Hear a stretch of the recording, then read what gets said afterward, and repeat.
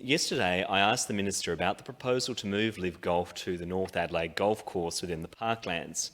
At this stage, there is no publicly available information on the scope of the proposal or potential changes that might be required to legislation impacting on the Parklands, nor is there any information on how this plan will impact the community and the local council.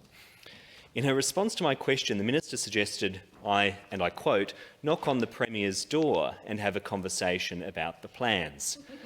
I indicated that I would, of course, revisit the issue. My questions to the Minister for Recreation, Sport and Racing therefore are, has the Minister now had an opportunity to have a briefing from the Premier on this proposal for the redevelopment of the golf course on the Parklands? And can the Minister provide more detail on what is envisaged? In particular, will there be permanent fencing around the course? How many trees will be removed?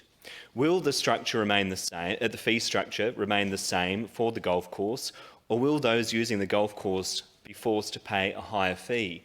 And if the Minister hasn't sought a briefing from the Premier, will she seek a briefing from the Honourable Connie Benares or the Honourable Sarah Game, because they seem to know all about it? The Honourable Order. Minister for Sport, Recreation and Racing.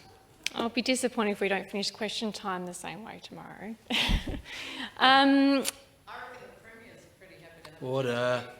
Order. Yeah, order, well, order, as I said yesterday, I don't think it would be appropriate for me to be responding on behalf of any honourable member in this chamber about conversations that they may or may not be having. And as I stated yesterday, Live Golf is a significant major event in South Australia, one that brings many into our community and has great benefit for not only local businesses, but for future rising sporting stars to be able to be a part of something.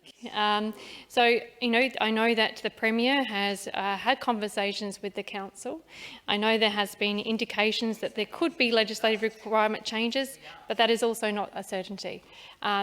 This is very early in the development stages, very, very early.